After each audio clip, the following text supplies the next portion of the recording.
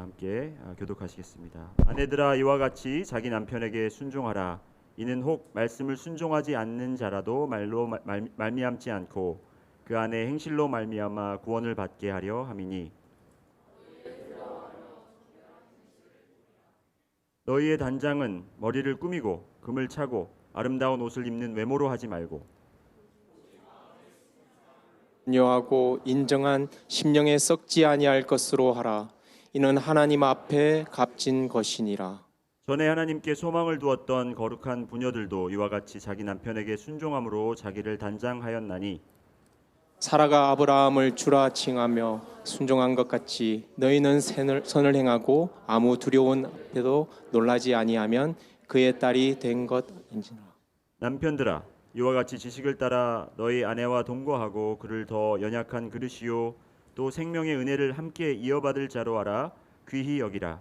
이는 너희 기도가 막히지 아니하게 하려 함이라. 마지막으로 거기까지 읽겠습니다. 다 같이 자리에 앉아주시기 바랍니다.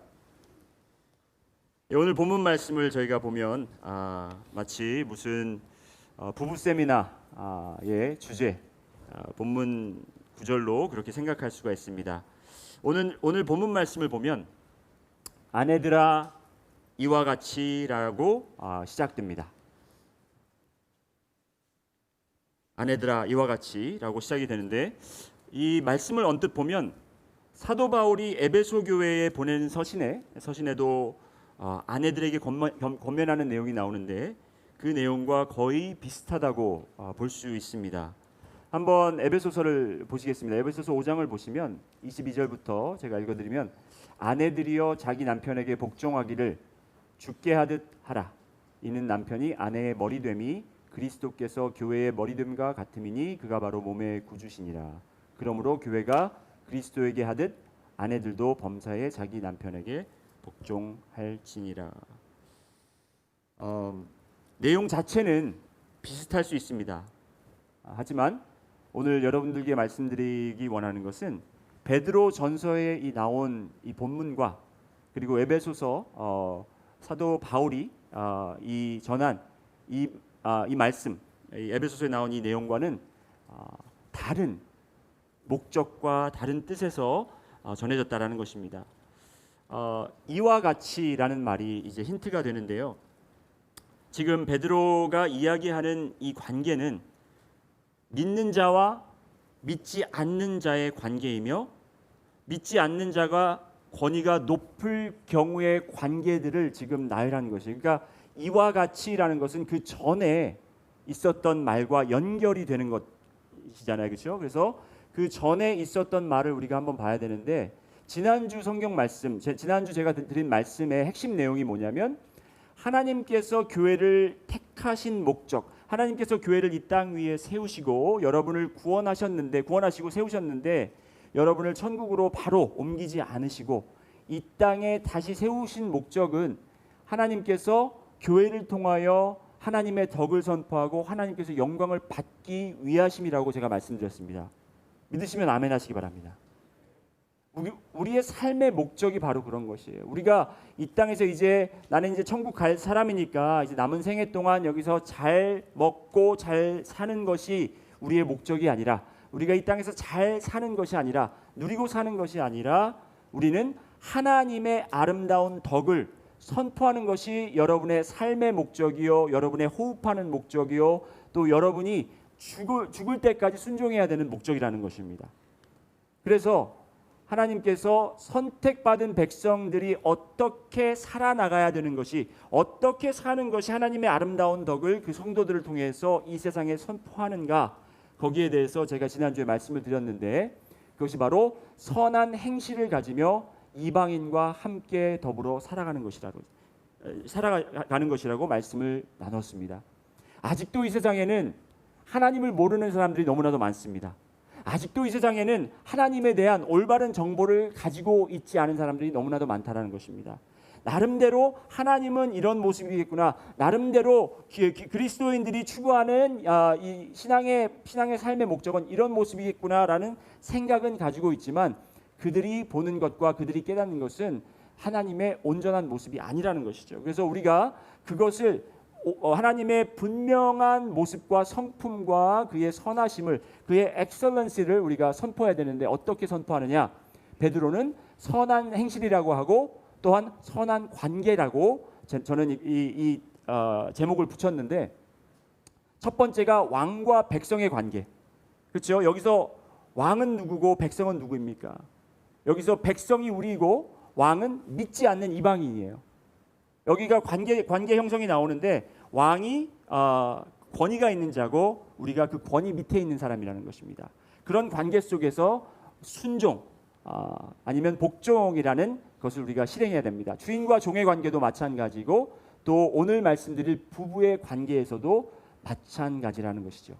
그리고 형제들과의 관계에서도 마찬가지입니다. 자, 여기서 세 개의 중요한 단어를 제가 지난주에 설명을 드렸는데, 첫 번째가 뭐냐면 복종. 따라해 보실까요? 복종. 예, 복종이라는 단어가 우리가 별로 좋아하지 않는 단어이고 지금 이 시대에 어울리지 않는 단어일 수 있습니다. 하지만 이런 복종이라는 단어를 우리 그리스도인들이, 하나님의 질서를 아는 성도들이 이 복종이라는 개념을 새로 이 세상에 알려줘야 될 우리가 사명이 있다라는 것입니다. 이 복종한다라는 것은 그 왕에게 무조건 맹종, 이게 blind faith로, blind obedience로 그냥 하라는 대로 시키는 것이 아니라, 하나님을 복종하기 때문에, 하나님이 우리의 왕이 되시기 때문에 하나님께서 세워놓으신 이 세상의 지도자들, 세상의 권위자들에게 복종한다라는 뜻이었습니다. 뜻으로 말씀드렸습니다. 그리고 자유라는 단어도 설명드렸죠. 우리가 자유하다라는 것은 복종해도 되고 안 해도 되는 것이 아니라 우리는 면제를 받았습니다.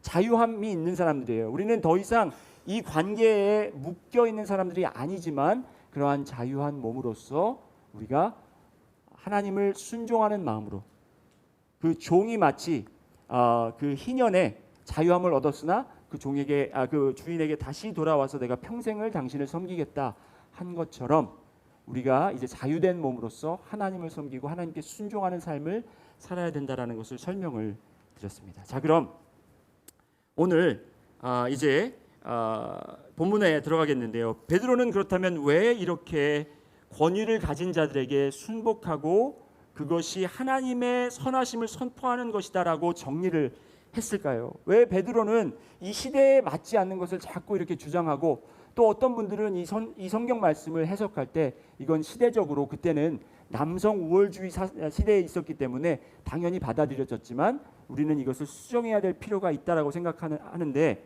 여러분, 그렇게 성경은 해석해서는 안 됩니다.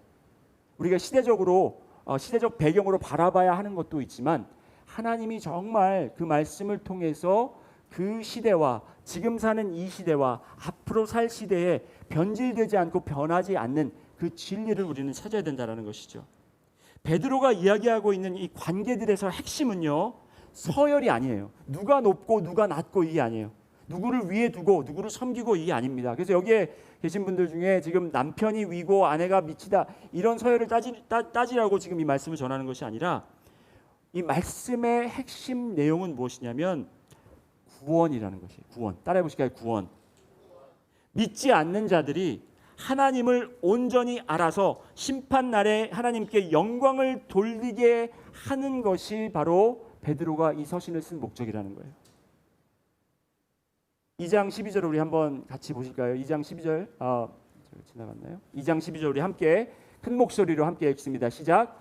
너희가 이방인 중에서 행실을 선하게 가져 너희를 악행한다고 비방하는 자들로 하여금 너희 선한 일을 보고 오시는 날에 하나님께 영광을 돌리게 하려 함이라. 아멘. 믿는 자들이 세상에서 할 수 있는 일은 선한 일이라는 거예요.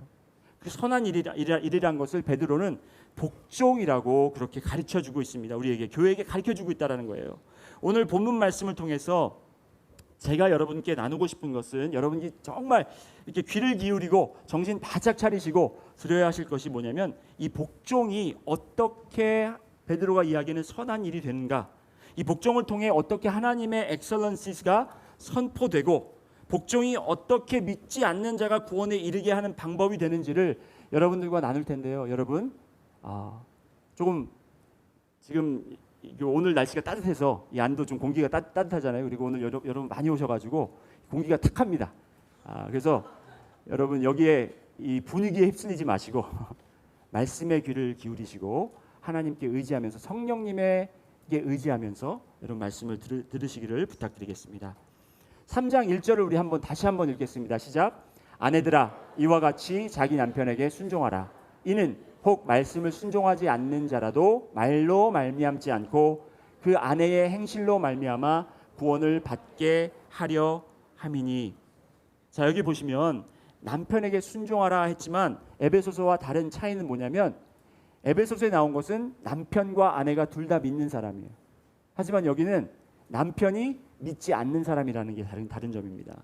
그걸 우리가 캐치를 해야 돼요. 혹 말씀을 순종하지 않는 자, 곧 이방인 남편, 믿지 않는 남편일지라도, 그리고 두 번째로 우리가 봐야 되는 것은 말로 말미암지 않고 그랬어요. 우리가 복음을 전하라고 하면 구원의 남들에게 다른 분들에게 다른 사람을 구원에 이끌게 하라 하면은 우리는 전도 생각을 하고 전도지를 생각하고 어떻게 전도를 복음을 전할까를 생각하지만 여기선 말로 하지 말라고 그럽니다. 말로는 누구나도 할 수 있어요. 제 둘째 아이가 5살 때 저희가 이제 집에 전기가 나가서 어떤 전선이 잘못돼서 일렉트리션을 불렀습니다. 그래서 이 일렉트리션이 집에 와가지고 이제 방에 가가지고 그 선을 고치고 있었어요. 전선을 고치고 있었는데 저희가 이제 리빙룸에 앉아 있는데 제 둘째가 5살짜리가 그러는 거예요. Does that person believe in God? 저 사람 하나님 알아요? 그러는 거예요. 그래서 I don't know. 그랬더니 오케이. 그러더니 지가 그 방으로 가는 거예요. 방으로 가더니 뒤뚱뒤뚱 가더니 얘가 갔다가 막 뛰쳐나와요. 그래서 Would you do, Carson? 그랬더니 얘가 I asked him if he believed in God. 물어봤대요. So what did he say? 그러니까 he said yes. 네. 여러분 말로는 쉬워요. 5살짜리도 할 수 있어요. 말로는 전할 수 있습니다. 참 그 기억이 제가 굉장히 감사하고 기쁜 마음도 있지만 이 말씀을 보면 우리가 이방인을 하나님을 믿지 않는 사람을 구원에 이끄는 데 있어서는 말로 하는 것이 필요할 때가 있고 필요하지 않을 때가 있다라는 거예요. 자, 여기 한번 보시겠습니다. 특히 남편과 아내의 관계에서 그 아내의 행실로 말미암아 구원을 받게 한다라고 오늘 말씀은 기록되어 있습니다. 아내의 행실로 말미암아 믿지 않는 하나님의 말씀에 순종하지 않는 그 남편도 구원에 이끌 수 있다라는 것입니다. 이 아내의 행실로 구원을 받게 한다라는 것은 그 행실이 바로 순종이라는 것인데 그 순종으로 말미암아 구원을 받게 한다. 행실로 구원을 받게 한다. 자, 잠깐만요, 여러분. 여기서 한번 보실 것이 뭐냐면 여러분께서 구원을 받으실 때 여러분이 행실로 구원을 받으셨나요? 아닙니다. 그러면 우리가 다른 사람을 우리가 행위로 구원에 이끌 수 있을까요? 없을까요? 없습니다. 우리의 행위로 할 수 있는 것이 없다는 거예요. 그러면 도대체 이 말씀은 성경에 이 맞지 않는 말이 아닌가 생각될 수 있습니다. 한번 에베소서 2장 8절에서 9절 말씀을 보시겠습니다. 오늘 같이 또 한번 읽어보실 텐데요. 함께 읽겠습니다. 시작. 너희는 그 은혜에 의하여 믿음으로 말미암아 구원을 받았으니 이것은 너희에게서 난 것이 아니요 하나님의 선물이라. 행위에서 난 것이 아니니 이는 누구든지 자랑하지 못하게 함이라. 그렇습니다. 여러분, 행위에서 우리가 구원에 이를 수가 없고 우리 자신도 행위로 구원에 이끌 수가 없는데 구원에 이를 수가 없는데 어떻게 다른 사람을 우리가 행실로 구원으로 인도할 수가 있겠습니까?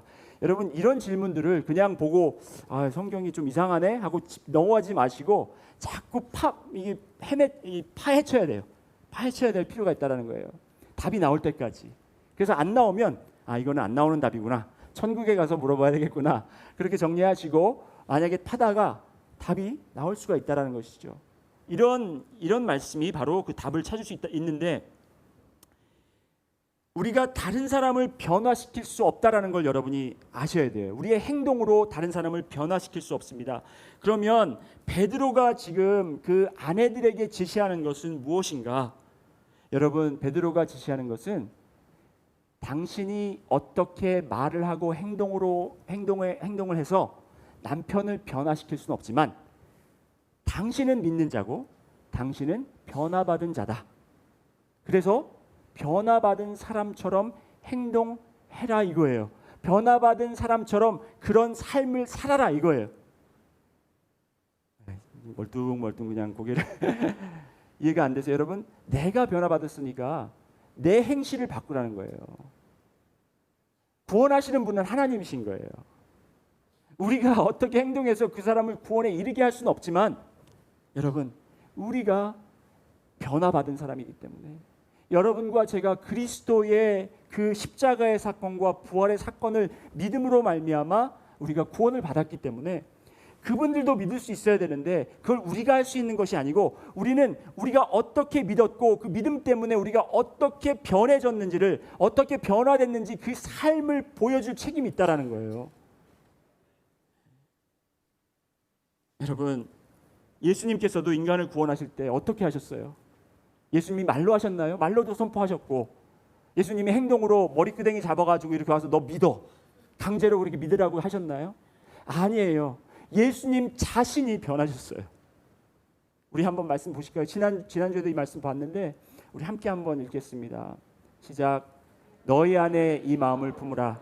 곧 그리스도 예수의 마음이니 그는 근본 하나님의 본체시나 하나님과 동등됨을 취할 것으로 여기지 아니하시고 오히려 자기를 비워 종의 형체를 가지사 사람들과 같이 드셨고 사람의 모양으로 나타나사 자기를 낮추시고 죽기까지 복종하셨으니 곧 십자가에 죽으심이라. 예수 그리스도의 구원의 방법이 우리를 억지로 떠밀어서 구원을 시킨 것이 아니라 자신의 형체를 종으로, 종의 형체를 입음으로 말미암아 하나님께 죽기까지 순종했다라는 거예요. 여러분, 여기서 나오는 말들이 뭐냐면 예수님의 마음을 품으라, 그죠? 그리고 근본 하나님의 본체시나 하나님과 동등됨을 취하지 않으셨다라는 거예요. 그분은 하나님이셨지만 하나님과 동등됨을 그것을 사모하고 그것을 지키려고 한 것이 아니라 그는 어떻게 했냐면 자신을 비워 종의 형체를 가지셨다라는 거예요. 예수님이 종이 되셨다라는 것이, 여러분, 예수님이 종의 형체를 가지셨다고 종이 되셨습니까? 아니에요. 예수 그리스도는 예수 그리스도임을 포기하지는 않았다라는 거예요. 종의 형체를 가졌으나, 여러분, 아내들에게도 마찬가지예요. 우리가 지금 이 말씀을 들으면서 받아들여지지가 않는 것이 왕에게 복종하라고? 절대로 안 돼. 주인에게 복종하라고? 우리 상사에게 복종하라고? 아니야. 우리는 똑같아. 아내와 남편, 우리는 동등해. 이게 아니에요, 여러분. 우리가 구원을 목적으로, 특별히 그분이 믿지 않는 자라면, 여러분, 우리가 구원을 받았기 때문에 우리의 신분은 확실하잖아요. 우리가 아무리 종의 모습을 가질지라도 우리는 종이 아니라는 것을 알 수 있어요. 우리는 종의 모습을 가질지라도 우리는 자유한 자들이고, 우리는 종의 모습을 가질지라도, 복종하는 모습을 가질지라도, 여러분, 우리는 예수 그리스도의 자녀가 된 사람들이에요. 왕 같은 제사장들이라는 거죠. 그래서 여러분, 하나님께서 예수님께서 자기를 낮추시고 죽기까지 복종하실 수 있었던 것은, 여러분, 예수님께서 부활의 확신이 있으셨기 때문에 그런 거예요. 내가 억울하고 내가 오해받고 내가 죽음에 이를지라도 그래도 하나님께서 나를 부활시키시고 내가 하나님의 아들이고 내가 하나님이다 라는 것을 분명히 아셨기 때문에 그렇게 순종할 수 있었던 것처럼, 여러분도 우리가 다른 사람들에게 주님의 온전한 선하신 뜻을 알게 하기 위해선 예수 그리스도의 마음을 품어야 된다라는 것이죠. 그래서 여기 보세요, 여러분. 동등됨을 취하지 않고 아내와 남편과 아내, 여러분, 그 구별되는 것, 그 위치가 그게 중요하다는 것이 아니죠. 그리고 자신을 비워 종의 형체를, 내가 어떻게 우리 남편의 종이 되나, 여러분, 그 생각에 머물고 있으면 절대로 우리가 복종할 수 없다라는 거죠. 하지만 우리가 우리 자신을 낮추고 하나님께 죽기까지 복종한다면, 여러분, 그 이후의 일은 우리는 순종하는 일만 하면 되는 거예요. 우리는 순종하는 책임만 지면 되는 거예요. 그러면 하나님께서 나머지 일을 하신다라는 겁니다. 여러분, 예수님께서 인간이 구원을 받게 하려고 자신을 얼마나 낮추셨습니까? 오늘 말씀을 다시 보면, 아내들아 이와 같이 자기 남편에게 순종하라. 이는 혹 말씀을 순종하지 않는 자라도 말로 말미암지 않고 그 아내의 행실로 말미암아 구원을 받게 하려 함이니.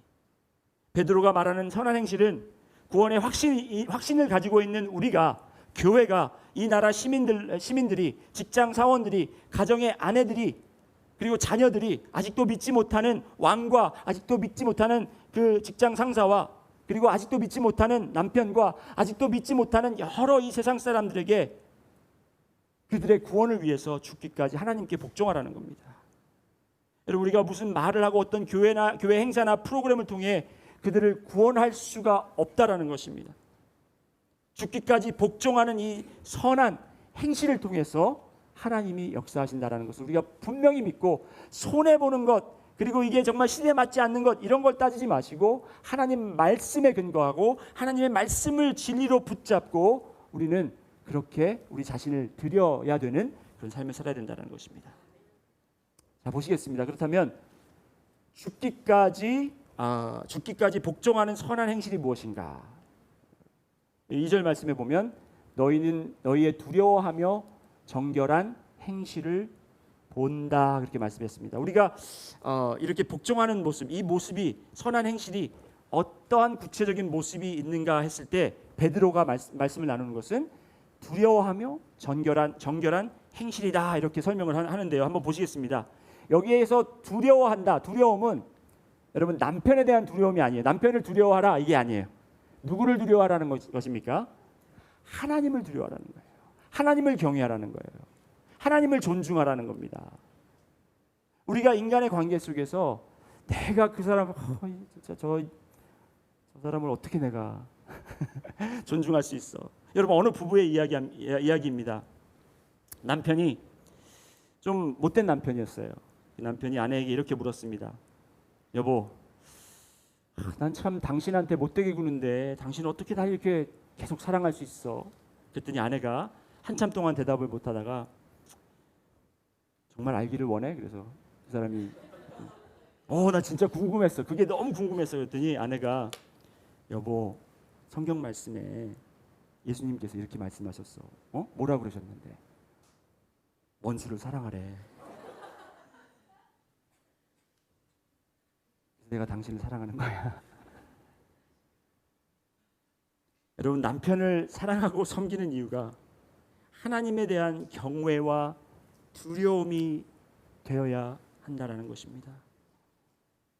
내가 하나님을 경외하기 때문에 하나님이 세워놓으신 그 질서, 그것을 우리가 존중하고 지키기 원하고, 또 하나님이 결정하신 방법에 있어서 우리가 감히 그 결정이 잘못된 것인지 잘된 것인지 우리가 따지고 드는 것이 아니고, 그리고 여러분, 정말 우리가 하나님이 세워놓으신 그분들을 정죄하고 판단해서 끌어내리는 것이 우리의 삶의 목표가 아니라, 하나님이 그렇게 하신 이유를 우리가 분명히 알지는 못하더라도 믿고 하나님을 의지하고 그렇게 순종하는 삶을 살아야 된다는 것이죠.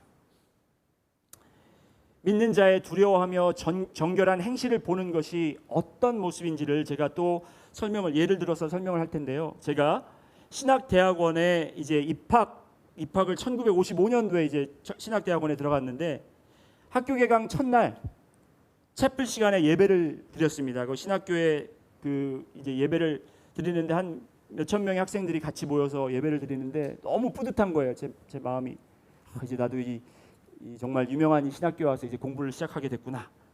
이제 말씀을 마치고 예배 순서가 맞춰갈 때 이제 마지막 시간으로 그 제 5대 총장이셨던 닥터 로버트 네일러 교수님께서 이제 그때는 85세가 되신 노인인데 아주 키도 왜소하세요. 이 덩치도 왜소하시고 체격도 왜소하시고 이제 몸이 좀 불편하셔서 제대로 걷지도 못하세요. 그래서 꾸부정하고 저기 앉아 계시다가 이제 그 당시 총장님이 닥터 네일러를 소개할 때 그분이 저기서 이제 이렇게 천천히 비틀비틀하시면서 걸어오셔서는 강대상 앞에 딱 뒤에 쓰시고서는 신입생들 다 일어나라 그래요. 이제 신입생들 저도 이제 딱 일어나라 그러니까 주목받는구나 하고 자신 있게 딱 일어났습니다. 일어났더니 그 닥터 네일러 그분이 이렇게 말씀하셨어요. You are now Southwesterners. 당신은 이제 이 Southwestern 신학교의 학생입니다. Don't you forget that. 그걸 절대로 잊지 마십시오. You wear the name of God and you wear the name of the school. 그래서 어디를 가든지 우리가 하나님의 이름을 우리가 대표하고 이 학교 이름을 대표한다라는 거예요. 그러면서 하시는 말씀, 제가 정확하게 표현하는지 모르겠지만 그분이 이렇게 말씀하셨던 것이 기억납니다. You'd be better dead than misrepresent the name of God or the school. 이 학교의 이름과 하나님의 이름에 불명예스러운 행동을 하는 것보다 차라리 죽는 게 낫다. 신입생들 세워놓고 그런 말씀을 하시는 거예요. 할아버지가. 그때까지 막 기분이 좋고 막 이렇게 업돼 있었는데 갑자기 저의 어깨에 이 중압감이 정말 내가 그냥 이 신학교 온 거를 그냥 가볍게 생각하면 안 되겠구나. 정말 내가 하나님에 대한 두려움을 가지고 어디 가든지 그렇게 행동을 해야 되겠구나. 여러분, 믿는 자가 두려워하며 정결한 행실을 하라는 것은 여러분은 하나님의 대표자로 뽑힌 거예요, 여러분이. 그래서 여러분의 가정에서 자녀들이 여러분을 바라볼 때 여러분 엄마 아빠로도 바라보지만 하나님이 뽑은 대표자로도 본다라는 거예요. 여러분이 직장 가셨을 때도 마찬가지예요. 하나님이 뽑은 대표자로 그들이 바라본다라는 거예요. 그럼 뭐 신분을 감추고 다니면 되겠네. 그게 하나님의 방법이 아닙니다. 우리는 그리스도인이라는 것을 자랑스럽게 이야기하고 하나님이 어떻게 나를 구원하셨는지를 이야기해야 하고 또 그것에 맞는 행동과 삶을 보여준다라는 것입니다. 그것이 바로 하나님을 두려워하고 하나님을 경외하며 정결한 행실을 우리가 행실로 살아야 된다는 것이죠.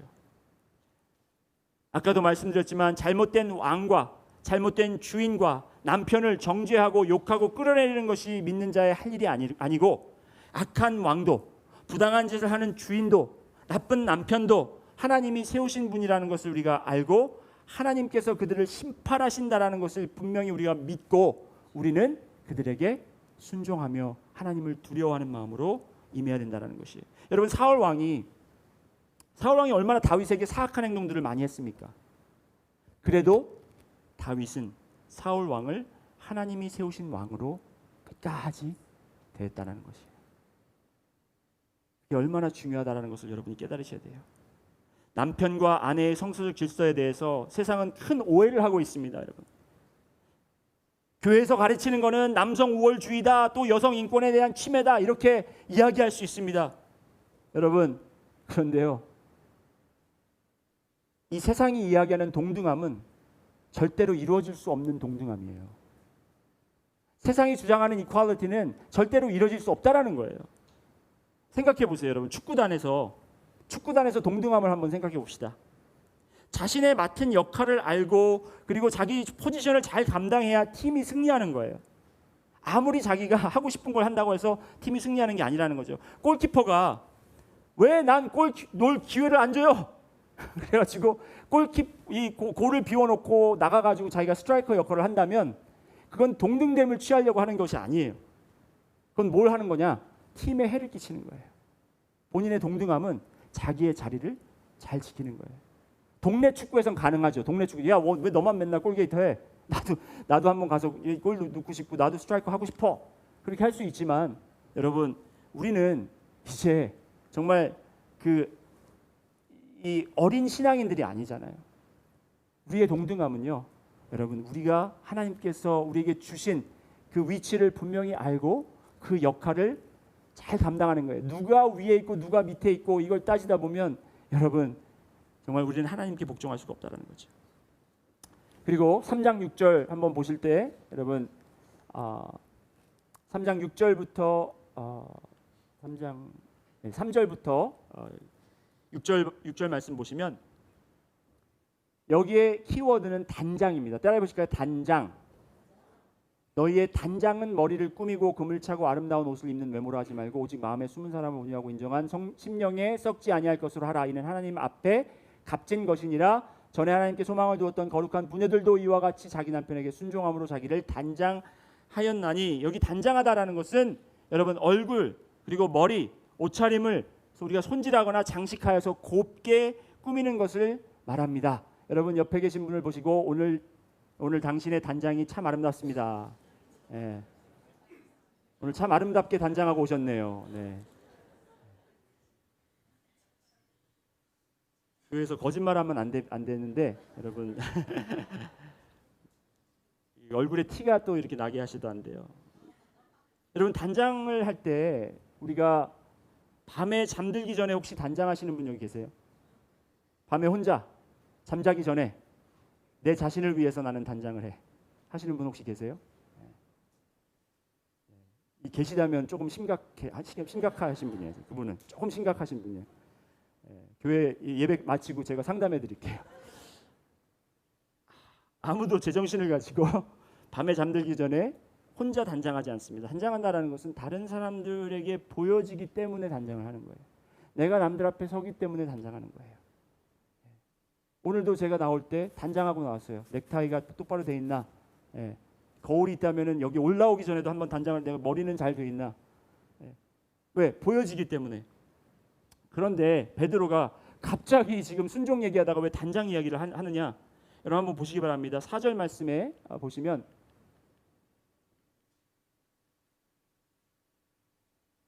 오직 마음에 숨은 사람이라는 단어가 나옵니다. 이 말씀이 나옵니다. 마음에 숨은 사람. 따라해 보시게 마음에 숨은 사람. 제가 능력신뢰교회에 와서 첫 설교가 속사람에 대해서 이야기를 했던 것이 기억나는데요. 여러분 기억나시죠? 속사람. 우리가 생각하는 이 겉사람이 아니라 이 속사람. 마음에 숨은 속사람을 어떻게 온유하고 안정한 심령에 썩지 아니할 것으로 단장하라. 그렇게 이야기하고 있습니다. 아내들에게 권면하는 것은 아름답게 보여지고자 하는 겉모습보다 이 4절 숨어있는 속사람을 단장하라는 것입니다. 여러분 이 속사람을 어떻게 단장하느냐? 썩지 않을 아름다움, 온유와 안정으로 단장하라는 것입니다. 여러분 이 온유와 안정으로 단장하라는 것을 제가 설명드리겠습니다. 복종은 그리고 또 말씀드릴 것이 온유하고 안정으로 하고 또 내가 낮아짐으로 상대방을 높이는 자세를 이야기하는 것입니다. 우리 마음에 숨은 사람을 단장하는 것은 온유하고 안정, 우리의 심령이 온유하고 우리의 심령이 안정된 모습으로 우리가 단장이 되고 그리고 내 자신이 순종하다, 낮아짐으로 상대방을 높이는 것을 이야기하는데요. 복종은 여러분 내 자신을 낮추는 거기에 다 그게 궁극적인 목적이 아니라 내가 낮아짐으로 상대방을 올리는 것에 있는 것이에요. 상대방을 올리는 것. 내가 구원을 바라는 그분이 아직도 믿지 않고 있는 내 남편이 아직도 믿지 않고 있는 이 세상의 이 리더가 내가 아직도 믿지 않고 있는 이 직장 상사가 주님을 온전히 알 수 있도록 내가 순종의 자세로 낮춰져서 그분을 올려드리는 거라는 거죠. 제가 오늘 이 말씀을 준비하면서 이걸 한번 시범으로 보여드려야 되는데 그래서 어떤 분을 내가 여기서 한번 이렇게 등에 메고 이렇게 한번 올려볼까 하는데 구봉기 장로님밖에 생각이 안 나더라고요. 근데 그것도 제가 사실은 여기서 지금 하기는 좀 무리일 것 같고 괜히 하다가 다치면 안 되니까. 근데 그냥 상상만 해보세요, 여러분. 제가 우리 구장로님을 이제 들어서 올린다고 생각하면 여러분 구장로님 보고 저 등에 올라타세요 이렇게 하는 게 아니라 제가 먼저 내려와야 되겠죠. 내려와서 그 발 밑에 가랑이 사이로 들어가야 되겠죠. 그래서 제 머리를 집어넣고 안착시킨 다음에 그 다음에 이제 이렇게 들어 올려야 되겠죠, 여러분. 그러면 제 얼굴은 시뻘개지고, 아무리 가벼우시더라도 그죠? 그렇지만 여러분 위에 보이는 것은 만약에 제가 여기 앞을 가리고 있다면 여러분에게 보여지는 것은 바로 구장로님, 올라간 구장로님이라는 거죠. 이 마음에 숨은 사람을 정말 내가 낮아짐으로 상대방을 높이는 것이 어떤 것이냐면 여러분 우리가 낮아짐으로 인해서 우리가 구원에 이르고자 하는 그 상대방을 정말 섬기고 올림으로 인해서 그가 올라간다라는 것이 여러분 그가 뭐 막 우세해지고 그를 막 높은 자리에 올리고 이게 아니고요, 여러분 구원이라는 거예요. To elevate is to be saved. 그 사람이 구원에 이를 수 있도록 그가 하나님을 만날 수 있도록 그가 주님을 영접할 수 있도록 그렇게 올린다라는 것입니다. 아까 1절 말씀에 아내의 행실로 구원에 이루는 것. 하나님께서 원래 뜻하시고 계획하셨던 바로 그 모습이 회복되는 것을 원한다는 것입니다. 제가 마지막으로 이 구원의 참된 의미에 대해서 설명드리겠는데요. 여러분, 이 구원의 참된 의미는 인간이 천국으로 가는 것이 구원의 전부가 아닙니다. 내가 구원받았으니까, 나는 구원받았으니까 이제 끝, 하나님 나라가 임하면 천국에 들어가면 돼가 아니고, 여러분, 구원의 참된 의미는 구원은 창조의 질서가 회복되는 것이고 하나님의 나라가 임하는 거예요. 네. 자, 그러면 이 하나님의 창조의 질서가 어떻게 무너졌나, 제가 예전에도 한번 설명을 드렸었는데, 죄로 인해서 이 창조의 질서가 뒤죽박죽 되어버렸습니다. 아니면 완전히 뒤집어졌습니다. 어떻게 뒤집어졌냐? 하나님께서 창조자셨고 하나님께서 하나님의 형상으로 남자를 지으셨어요. 그래서 남자를 보니까 너무 외로운 것 같아서 그를 도우라고 배필을 주셨어요. 그래서 이 질서가 있습니다. 하나님, 그리고 남자, 그리고 아내, 그리고 모든 지으신 창조물들을 둘에게 다스리라고 하셨습니다. 그런데 이 다스려져야 되는 창조물 뱀이 여자를 꼬시고, 여자가 그 유혹에 넘어가서 남자를 꼬시고, 남자가 이 여자에게 말을 듣고 하고, 이 남자는 하나님을 질책하는, 당신이 만든 이 여자 때문에 제가 죄를 졌다고, 이게 완전히 뒤바뀌어 버리는 죄의 세상이 돼버렸다라는 거예요. 그래서 하나님이 구원하신다라는 것은 여러분, 나만 구원받고 끝나는 것이 아니라 이 하나님의 나라가 임한다, 창조의 질서가 다시 회복되는 것인데, 그 질서가 회복되려면 여러분, 이 밑에 있는 정말 그 위치가 바뀌었던 이 위치들을 다시 재정립, 제대로 정리가 돼야 된다라는 거예요. 그렇다면 아내가 먼저 어떻게 돼요? 그 밑에, 땅 밑에 떨어진 그 남자의 그 모습을 회복시켜 줘야 되겠죠. 무엇으로? 복종함으로. 오늘 말씀이 바로 그 말씀인 거예요, 여러분. 하나님의 질서를 회복해라. 이게 어려울 수도 있지만 여러분, 이걸 우리가 분명히 깨달아야만 우리가 교회로서, 성도들로서 함께 더불어 살아갈 수 있다는 것입니다. 교회 와서요, 여러분, 여기서 보면 몰라요. 여러분 너무 인자해 보시고 착해 보이시고 하기 때문에 다들 너무 정말 훌륭한 그리스도인들이라고 생각될 수 있지만, 여러분, 이 안에서 비춰지는 여러분의 모습보다는 여러분이 세상에서 어떤 관계를 맺고 그 관계 속에서 얼마나 선한 행실을 행하며 살고 있는가는 저는 모릅니다. 여러분은 아세요. 여러분의 가정에서 어떤 일이 있고, 그리고 여러분의 직장에서 어떤 일이 있고, 여러분, 이 저희가 검증되지 않는 이런 부분에 있어서 여러분에게 도전드리는 것은, 여러분 순종하며 사세요. 여러분, 하나님의 질서를 회복하세요. 그래서 하나님이 드러나시게 하세요. 하나님이 영광 받게 하세요. 아직도 하나님을 모르고 그리스도를 모르는 사람들이 너무나도 많기 때문에, 그들이 하나님에 대해서 잘못된 생각을 가지고 있는 사람들이 너무나도 많기 때문에 우리가 그런 관계 회복들을 통해서 주님을 올바로 선포해야 된다는 것입니다. 우리 다 같이 기도드리겠습니다. 사랑해 주님, 감사합니다. 오늘 또 이 말씀을 통해서 아버지 하나님, 주님의 구원의 계획에 대해서 들을 수 있었습니다.